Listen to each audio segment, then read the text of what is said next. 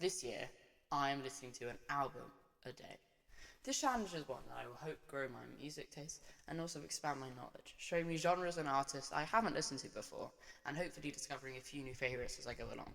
We're halfway through January, and so far this has been going very well. I haven't missed a single day. Each day I listen to an album, so for example on the 1st day of January I listened to Arc by a group called Hard Nuts, which is a really cool J-rock band. I highly recommend them, super underrated. Then I listen to that same album for the next 2 days in a row. So, for example, I listen to Arc for the 2nd of January and then the 3rd of January, and then I give my final score. This allows the albums that I dislike to have time before I discard them, and also gives the time for the albums to grow on me. This is clearly working, as the album score is always higher at the end of the 3 days than they were at the beginning, so they're clearly growing on me as I go throughout the 3 days. Here's where the channel comes in. At the end of each month, I will rank all the albums to I listened to that month. So, for example, this month I'll be ranking Arc by Hard Nuts, Vanish the Horizons, Grey Book of Decca, Good Kid, Mad City, Kendrick Lamar, and all the other ones that I listened to this month. I'll also be ranking all the album covers and the albums I listen to, because the album covers are kind of awesome, and I just like talking about them because it's just like a piece of art. And then I'm also going to be ranking the top 31 or 30 songs depending on how many days are in that month. I'm not sure about February. February's confusing. Then, also, here's the big one, at the end of the year, I will be ranking all of the albums. So, all of the albums I've listened to throughout the year, I'll do a massive ranking. It's going to be a massive video. It'll probably take me forever and probably come out in like February of 2026, so it'll be super outdated, but I'm going to do it anyway. I will also rank all the album covers similar to what I'm doing once per month, and I'll give you my top 365 songs. Now, this is a pretty cool idea, and I'm pretty proud of the idea myself. It's already opened me to loads of new genres and artists I listen to. I was never a huge fan of EDM before this challenge, but I Love My Computer by Nino Geraci was one of the albums I've done already. I did it on the 2nd of January, it was one of the first ones I did, and I freaking love this album. It is so good, and I'm going to do Charlie XCX soon before Wuthering Heights comes out, because I'm going to listen to that album when it comes out, and I've got it pre-saved, and I'm super excited. It also opened me to some older artists reflecting on their stuff, like Joy Division. I listened to Joy Division, Closer. I previously listened to Unknown Pleasure, and I enjoyed it, but not as much as I enjoyed Closer. Closer is an insane album. Listen to it post 10 o'clock, it makes the album listening experience 10 times better. I highly recommend doing that.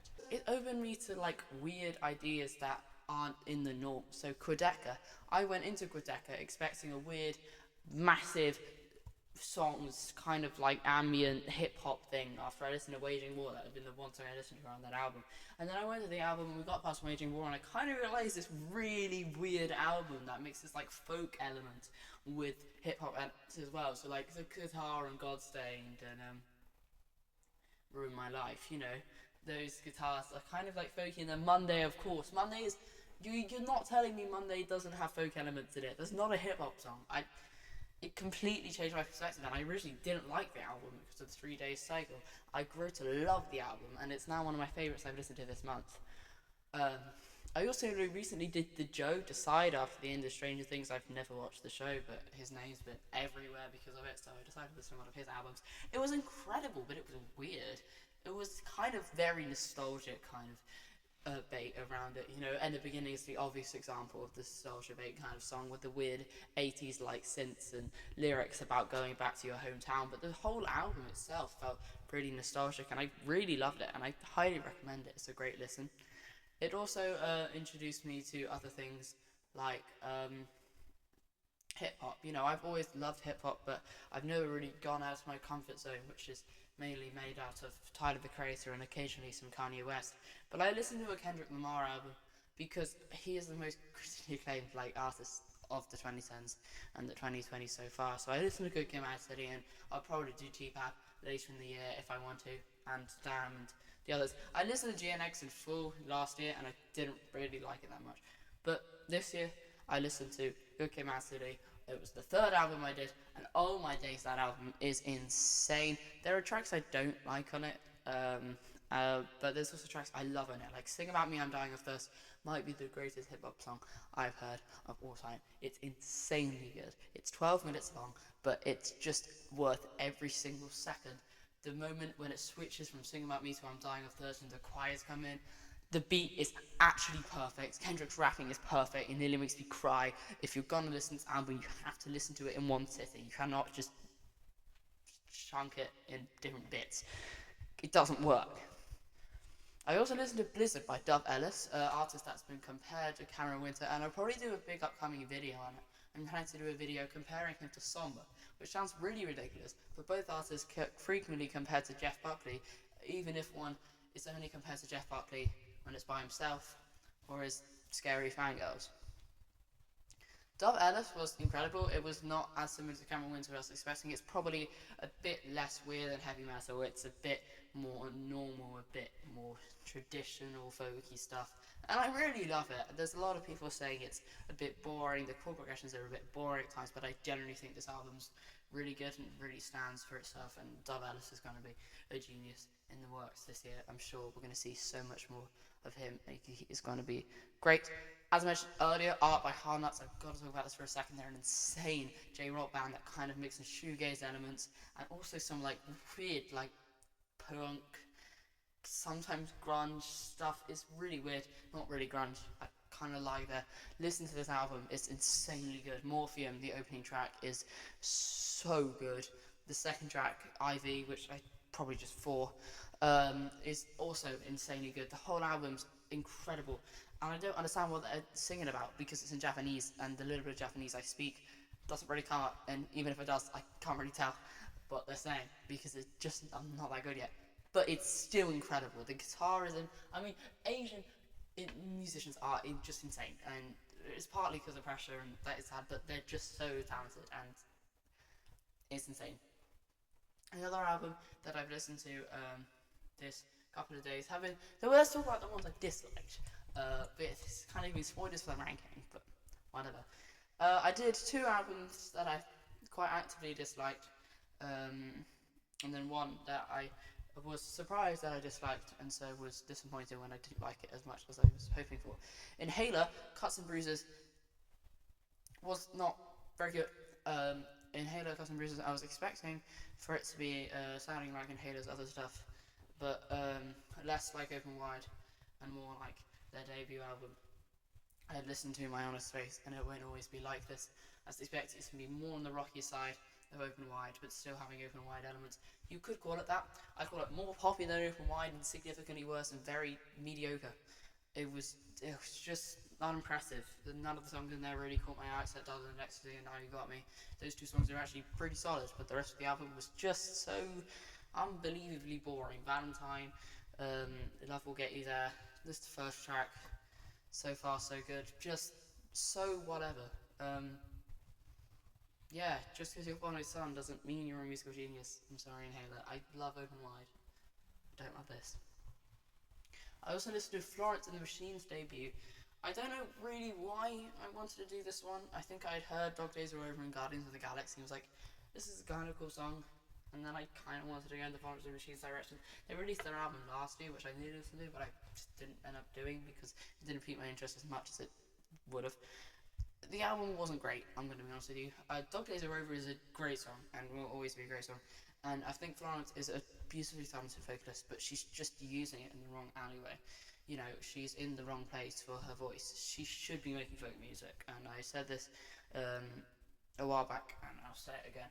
Florence and the Machine is way too overproduced to be good, and it doesn't suit her vocal style just whatsoever. Her vocals are designed to be singing big folk ballads with real instruments. It's so overproduced, this album. This whole album is ridiculously overproduced. She's got some great weird folky lyrics, but the background, the instruments are just, I mean, they sound like they ripped straight out of the new Ed Sheeran album. It's not great stuff. It's not quite as bad as Inhaler, but it's got some really strong foundations. I haven't listened to her latest stuff. I don't know if she gets more folky. I might. The final album is God's Gonna Give You $1 Million by Shadow Water, which might be my hottest take from this challenge so far. I didn't really dislike it. I was just disappointed. I think my expectations were a bit muddled up by the time I going into it, expecting something with a mixture of Racing Mount Pleasant and Black Country New Road, but that wasn't exactly what I got. I said to my friend, it sounded like Black Country New Road if they took out all the other instruments and just got left with 3 guitars and some drums. thing is, the album isn't bad. Like, they're clearly talented musicians. They have the basis of like a good album, and lots of people seem to like it. People are calling it slowcore, and maybe I'm just a 14-year-old boy who doesn't have the attention span for that, but maybe I do. The album is. It was just disappointing, I think, for the most part. I don't think it's that bad, but all of the songs for me personally, or what I felt, have the exact same structure where they're very quiet, very slow, and very repetitive for about 5-6 minutes, and then they get really big really quickly, and sometimes it even sounds like they're having the exact same guitar tones per song. It wasn't the most riveting stuff, I'm going to be honest with you. There's some great tracks. The first track is great, Sadie's alright. Highway, I quite like Highway. The long ones just they don't do it for me. I mean, I probably just haven't got the attention span to focus on these songs for so long when there's barely anything going on. But they're just not doing enough. And even in the big moments with the big guitars coming and the big guitar tones and it's massive and it's really crazy and it's all going on, the singer's vocals are the biggest thing for me, probably. They sound more like they've been ripped out of a Morgan Wallen album than ripped out of a Black Country New Road. He doesn't have enough of the emotion of Isaac Wood or Cameron Windsor to write these big, explosive songs. His vocals always sound so clean and produced that it just doesn't supply enough energy to the album. It just kind of lays it flat. It has this massive build-up and these clean country vocals coming. Maybe it's just not my thing. The other two albums I've done that I'm going to talk about quickly, and then I'm going to round this up, are Mad Villainy by Mad Villain and Phoebe Bridgers, Strange of the Alps. Two very distinctly different albums, but two incredible albums. Mad Villainy is great. I slightly prefer it to Good Kid, Mad City. I'm not saying Good Kid, Mad City is bad and Mad Villainy is incredible. I mean, the common consensus is probably that Good Kid, Mad City is better, but I just prefer Mad Villainy just because there are those 2 or 3 tracks of Good Kid, Mad City that just annoy me a little bit. Backseat Freestyle was beginning to grow on me, but Woman Don't Kill My Vibe and Poetic Justice. Poetic Justice is also growing on me slowly, but I will never like the second track on this album. I don't think it's just on an album where you've got songs like Sing About Me, I'm Dying of Thirst, Swimming Pools, and Mad City. It just feels so out of place, but maybe I'm silly and don't sound sorry. Mad Villainy is a great album. It's mad. MF Doom, I mean, is probably the greatest rapper of all time, and this is probably one of my biggest hot takes. It's him or Kendrick. Kanye and Tyler are probably my favourite hip hop artists, but they're just producers. Kanye had that whole thing where he wanted to be a rapper, not a producer. Production is his best element by miles, and Tyler obviously is significantly better at producing than rapping.